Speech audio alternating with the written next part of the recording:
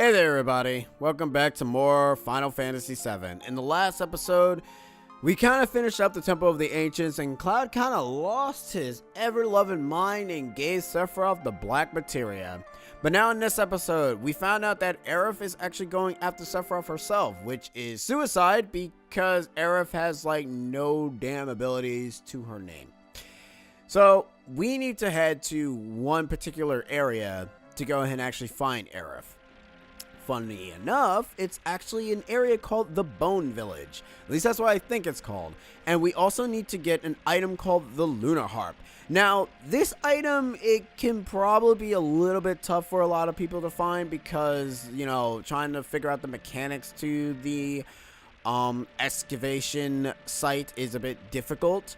Also, I need to go and remember to switch up the materia stuff for Barrett and Tifa because I am going to be taking them with me to the area that we're heading to.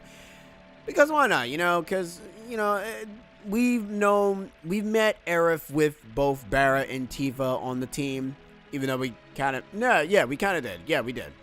Now that I'm remembering, we did meet Aerith with Barrett and Tifa. So it makes sense for both Barrett and Tifa and Cloud to go ahead and meet up with Aerith instead of, you know, Red 13, Yuffie, Vincent, and Kashi, to be fair.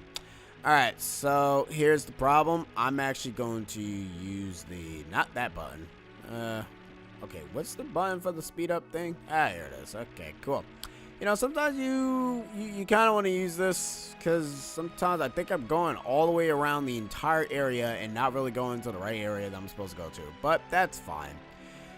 So in the last episode, I didn't really talk about how much of the time I kind of end up taking of a bit of a hiatus. And I know, like I said, it will always end up happening whenever I end up getting myself a job. But that usually comes with a course where I don't stream, I don't record any of the Let's Plays, but starting in the new year, things are kind of going to be happening, hopefully. I usually sometimes say this and it never really happens. But anyways, before we go and go to the Bone Village, we kind of need to go ahead and fix the materia slots for both Tifa and Barrett. So I'm going to cut this because I don't feel like letting you guys watch this. So be right back. Alright, cool. And we're back now. Oh man, my throat's always having issues. Anyways, since Aerith left, she kinda also dropped all of her materia apparently. I don't know why. So I don't know how she's gonna be fighting Sephiroth without any goddamn materia slots. Aerith, you friggin' fool. I'm gonna take a little bit of a quick safety save here because I don't really know what can really possibly happen because you know how it is with me. Recording can screw up and I can be sad. Anyways, let's enter this area. Now, this area is actually special for two reasons. One, it's to progress plot. And two, whenever you actually lose something in certain specific events in the game, like side quest wise, you can always come back here to find it.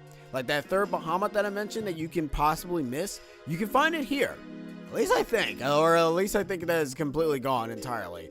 There are also other items that you can find if you manage to lose it, and they will end up here. There's also the key back to Midgar. The front door that we got into once we've exited Midgar, that door can actually open. You can find the key here. In fact, you're actually supposed to find the key here so you can be able to get Tifa's level, not her level 4 limit break, her best weapon, which is a premium heart. At least it is premium heart, right? Yeah, premium heart. Or premium fist. The Lunar Harp is somewhere in the ground here. We could excavate it for you if you want us. Yeah, sure, why not? Other than the Lunar Harp, what else do you want to dig up? I just want the Lunar Harp. Alright then, I'll leave you some stuff. So anyways, the way how this gimmick is that you essentially end up putting the staff into one. You do need money, obviously. You only need like 100 gil for each of the workers. And your goal here is to set up, I think, a total of 5 workers before you can go ahead and do the little bomb thing. And then when you do the bomb thing, the position of where the NPCs are looking at will be where you're supposed to dig. So basically, once you've actually set them all up, Okay, so I guess it can be more than 5, because right now I got, like, what? 1, 2, 3, 4, 5. No, it is 5. Oh, okay, yeah, it is 5. Okay, cool. So I was right. So you go ahead and ignite the place, and the game says that the staff members will calculate the tremors of the dig up the buried item. The dig point is where the staff line is vision. So as you notice, they are all looking in that general direction. So that means that it is probably not right here. Hopefully it is, or else I'm going to be upset. So then you press the square button, and then they go ahead and, you know, they dig overnight. And then hopefully whatever is in the gold chest will be the lunar heart. And it's nothing. Okay, I'm going to cut to when I actually find the goddamn item. Be right back. And we found it. We found the lunar harp. Whoop-de-friggin-do. Oh my god. That was actually kind of bad because it was basically just in the middle of the area. Now, the reason as to why you need the lunar harp is you can't really get through the forest if you don't have the lunar harp. Because apparently the forest is sleeping because it's called the sleeping forest. Yeah, I know. It's kind of weird, right? So yeah, if you look at it, it's called the sleeping forest. So you essentially use the harp. You play the harp so that way you can go ahead and awaken the sleeping forest. Now, there is a materia here that's basically traveling around, and we will be getting that materia because I don't want to miss him. Because I'm not entirely sure if you can miss him entirely. Also, the sleeping forest is awoke, thanks to the lunar heart. Alright, now I'm going to actually wait a bit because... There it is. Alright, and Kujata. Or Kujata. Kujata is a very different materia monster, and he ends up using, if you're familiar with tri-attack from Pokemon, think of it like that. Like, he does 3 elemental abilities: ice, fire, and earth. At least I think it's ice, fire. I think it's ice, fire, and thunder. I'm not entirely sure if he does do thunder. I could be totally wrong. Can we climb up that? No, we cannot. You think that would be an area we can climb up on? But there are enemies in this area, so be forewarned. But we need to go ahead and go after Aerith. That's not really the important thing. Ooh, we got the water ring. That's going to be important for the, funny enough, the last boss fight that we have in this area. In Disc 1, I should say. Because the boss is going to be using water attacks. So, I recommend using the water ring, and yeah, so you'll be fine. So these enemies here, we won't be able to know their names yet. We have Mile Dancer and Bound Fat. Mile Dancer and Bound Fat, not really at all interesting enemies because they're pretty friggin' weak when you really think about it. Sheesh. But the dance move that they did use did blind us. Luckily enough, Cloud can't be affected by it because obviously he has the ribbon on, which, as I stated before, I didn't know that was in there in the Temple of the Ancients. I strictly apologize, because if I remember that the ribbon was in there, I would have gotten that way before then. That's why I'm so glad that the recording screwed up, because sometimes recording screwing up actually does make it a little bit easier for me to not forget items. Because when I do forget items, I am a little bit sad by that, especially when it's items like the ribbon of all things, because ribbons protect you from all status elements, and you kind of need that when you're fighting like super bosses or annoying bosses in general. Anyways, before we kind of like cut this, let me actually showcase Kujata. Oh yeah, so it is fire, ice, and lightning. Alright, cool. Alright, Tifa, summon Kujata! Summon him before you all die by the dance of the leaves. Tetra Disaster.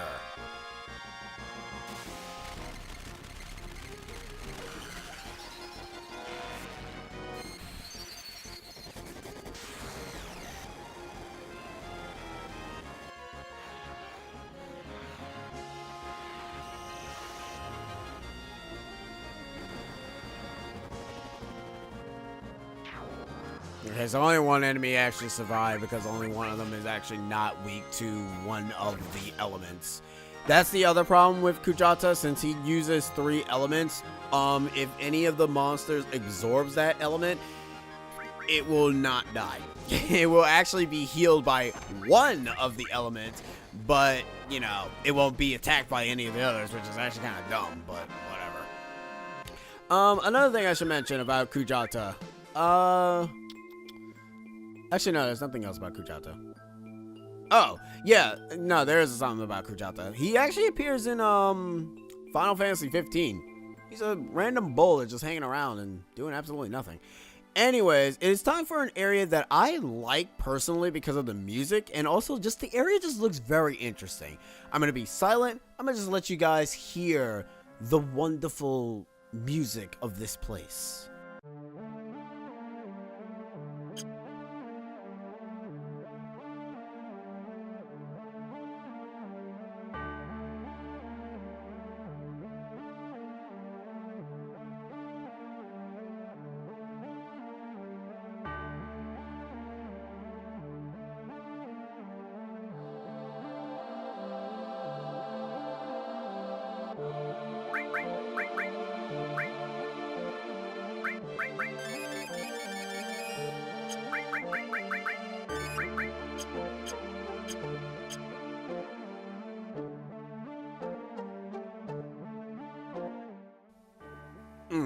The Forgotten Capital has some very good music, I have to say.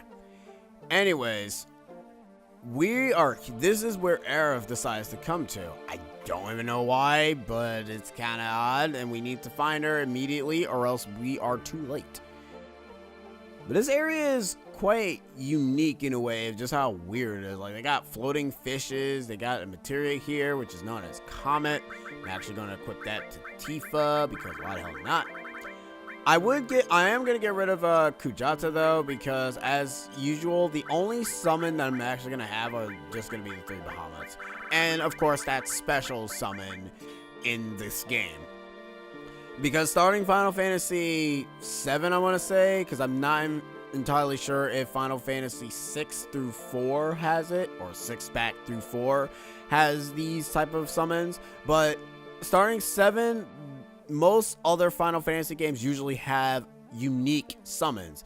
Now that I think about it now, Final Fantasy 15 kind of does add in their unique summon now, since the Final Fantasy 14 and 15 crossover. So there's that. There they go. They have their own personal special summon. Because in Final Fantasy VII, it has a special summon. 8 has its special summon. 9 has its special summon. And 10, even though 10 has technically three special summons in the game. So one is I want to say one is given to you. I want to say the other one you have to go out of your way to pay for, and the other one you also have to, fight. At least to my knowledge, I could be mistaken completely. Anyways, this is your final Disc 1 save point, so use it as you see fit, and prepare for your final boss fight for Disc 1, because it is actually time to end Disc 1 once and for all. I'm not even kidding, because you think I'm lying to you, then you think I'm lying to you, then stop thinking that I'm lying to you, because I'm not. Alright, so before we do anything, we want to open this chest right here. We got ourselves a magic source. Man, we keep getting a lot of those. Cloud's going to be pimped up with magic. Even though, to be perfectly honest, he doesn't really seem like the sort to be using magic to begin with. So, just give him that. Alright, let's go.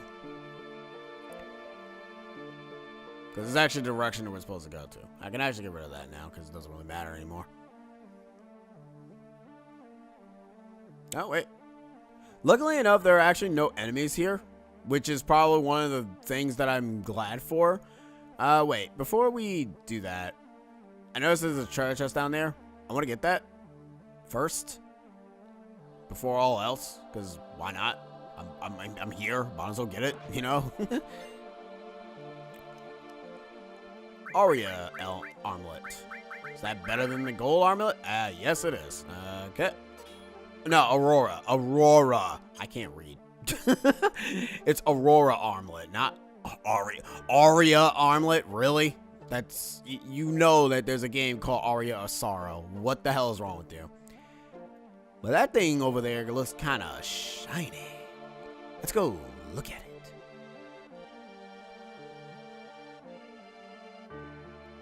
Okay, it means jack and crap to us, apparently, because it doesn't really matter.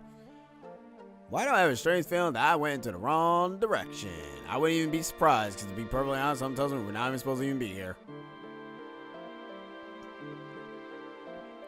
I always forget where we're supposed to even go to this place, because sometimes you think you're supposed to go left and then you're supposed to go right, but I think we're supposed to go right and then go left. Funny enough, though, you don't even have to go inside that house to even go to the other side. You can just cross the bridge like a normal person. They just have that in there just for the magic source that you can get and the save point, but that's really about it. There is an inn here that you can rest up in, but that's really about it. Alright. I guess, like, the game kind of wants us to explore the entire area, which makes sense. So, yeah, if you come here, the game... Okay, no, the game is not going to prompt me. I don't think this is it. I don't think this is a house. It just has a guard source, which is pretty nice, because that is not what I want to do. Alright, guys, let's end the game.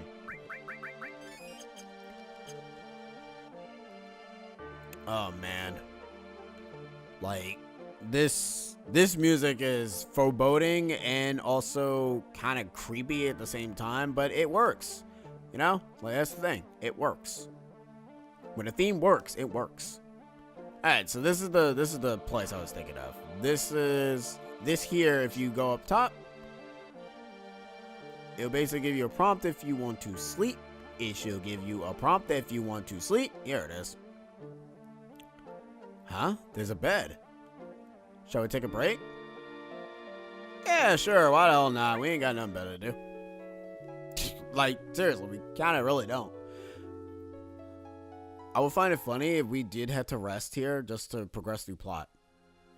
Okay, we did have to rest here to progress through plot. Okay, cool. Cloud, what is it? Aerith is here. And so is Sephiroth. What? Sephiroth? How can you tell? It's not an excuse. I feel it in my soul. Then we better get up off of our lazy asses. Right. Let's hurry and find Aerith. Yep. Is there anything else in here? No, there isn't. Okay, so yeah, you did have to rest. Aw, pretty music is gone. Oh well. Okay, so... I don't think you need to go up. I think you need to go... I don't even know what the hell is supposed to be going. Oh, here it is. Aerith's voice is coming from in there. Alright, so we're going through there. Booyah! Thank God. I'm glad that Cloud actually ends up saying, okay, we're supposed to go through there, because I don't remember.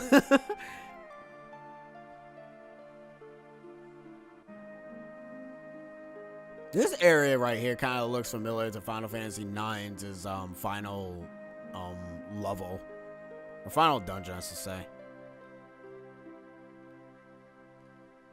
Is she in there? That's kind of odd. Aerith, we must talk with yous. Oh. Well, that's convenient. It's cool ass stairs here. Oh. Yeah, this is not trippy at all. Now we're underwater, to be honest, but this is kind of like some sea palace or something. What is this place anyways? Like, we only come here once, spoiler alert. There's our final save point. And this kind of gives me bad Golden Sun flashbacks, because that's kind of, it's like the same tower sequence in Golden Sun. It's kind of weird. This is our final save point. That other save point, that didn't count.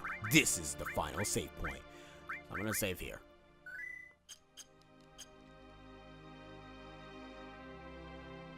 Alright. Hug.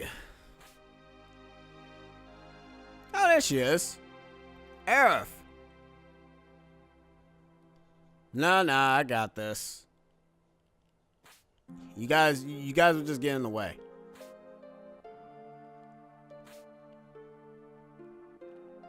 Come on. Come on, Cloud. You can do it. Man, it's always so finicky jumping on those.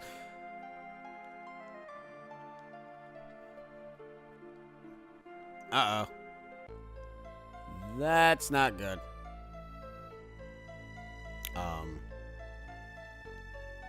Cloud? Cloud? Cloud? Cloud? Cloud, what are you doing? Well, I mean, you can do pelvic thrusts. That's cool, I guess. I mean, that's not gonna really do anything. Alright, let me just getting good. Just doing a little bit of stress. Alright. Yeah, doing a little bit of stress and doing a gotcha! Cloud, what the hell are you doing, buddy? What are you making me do?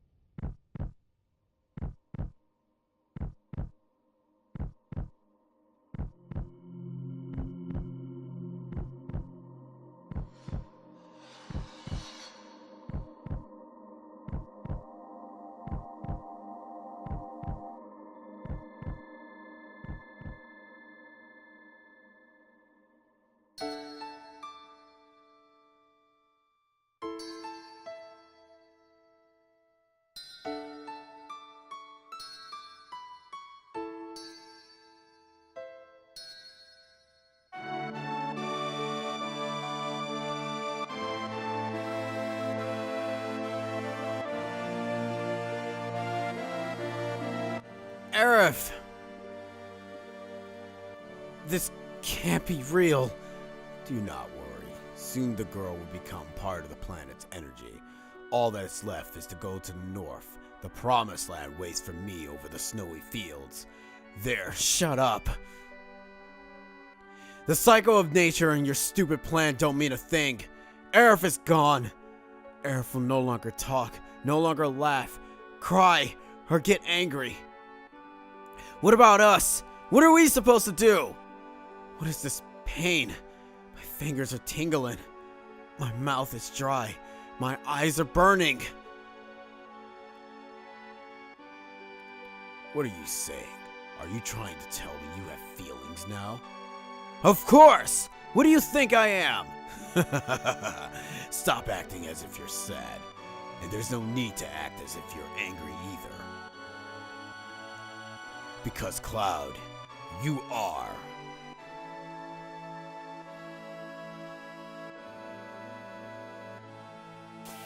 And it's time for the final fight of Disc 2. Disc 1, Jesus Christ. Say hello to Jenova Life. And as I stated before, that scene there that happened when I was a kid, I had no idea how to process it. Because the first time it was like, okay, here's the thing. Me dealing with death in terms of video games or real life scenarios, I don't know how to ever deal with it, especially when it's ever a traumatic moment. I never know how to deal with it. Like, obviously, yes, I am gonna feel sad. This is gonna kill someone, but I just don't know how. My mind just doesn't know how to process it. And I don't know, like, people have said that, you know, their most traumatic moments will be Final Fantasy VII. Okay, so you just can't reflect comic. Good to know. But no, people usually say that that's always like the moment that people usually remember, and it's the saddest moment that people remember. I agree. It is. Like, it is. I guess I should mention what Jenova Life can do. If you notice that most of her attacks are blue-based, all of her attacks are essentially all blue, all ice magic. Or water magic, you want to go with. And that's kind of the reason as to why I gave it to Tifa, because Tifa not only has the weakest magic stat, but she also kind of needs it, because she is a weak bum. Because Blue Light is not really doing that much damage to both Barret or Cloud, so it doesn't really matter. So that's really it. There are moments in this game that I remember, and obviously the Aerith dying part is the most traumatic one. Because you're never seeing it coming. Because you think that, oh, Aerith is fine and all that other stuff. But obviously in most video games, they kind of do hint that a character is going to die now. Because hell, Xenoblade 2, I'm not going to spoil it, but Xenoblade 2 does it too. Like, it spoils who dies in that. That is the second time I killed somebody with friggin' Mega Flare. Can we go for every boss dying by that? Yeah, eat crap, you Genova douche. But if you're trying to figure out what kind of gave it away, because you are a puppet. I'm a puppet? The thing that kind of gives us away is that Aerith has like her limit break level 4 is so powerful that it not only gives you invisibility, or invulnerability, so that way you can't get hit. Actually, no. Yeah, invulnerability, I'm right. And, you know, the ability of giving your limit break back and also healing your magic and your health all back to full. Yeah, she's a very powerful character. The other thing that's kind of hinted of foreshadowing is essentially you get her ultimate weapon inside the Temple of the Ancients. That's a red flag and a half right there, because why would they give you her ultimate weapon so early? But it's time to put our wonderful Aerith to rest.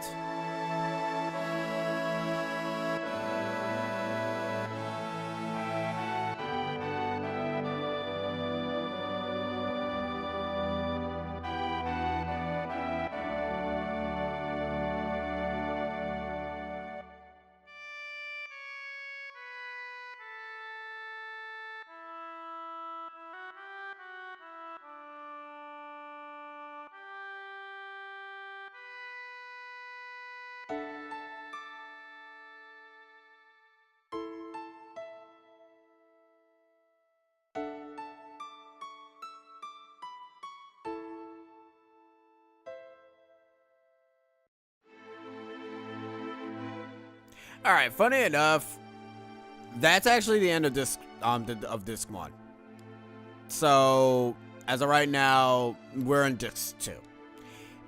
Since I'm playing off of the PS4, it's not gonna tell me to switch discs, because that'd be kind of weird. So just think of me. I'm on disc 2 right now. All right. Another thing is, most people kind of, I don't know if they're jokingly saying this or just stupid. People say that, oh, why don't they just use a Phoenix Down on her? All right, I'm gonna say this now. There's a difference between cutscene death and video game death.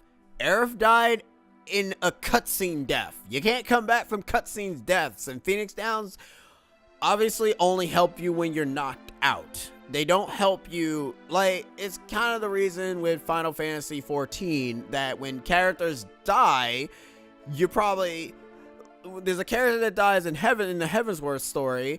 Why didn't we use the Phoenix Down on him? No, because he died in a cutscene. It doesn't count. You can't do that.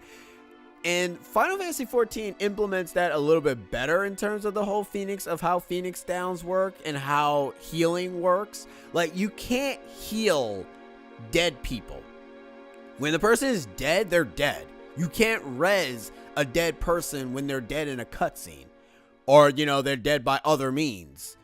Hell, sometimes I kind of like to think that the way of how they die is usually some sort of immunity to Phoenix Downs. Like, we don't know what Sephiroth's Masamune is based off of. We don't know if it has the ability of canceling Phoenix Downs and all that other nonsense.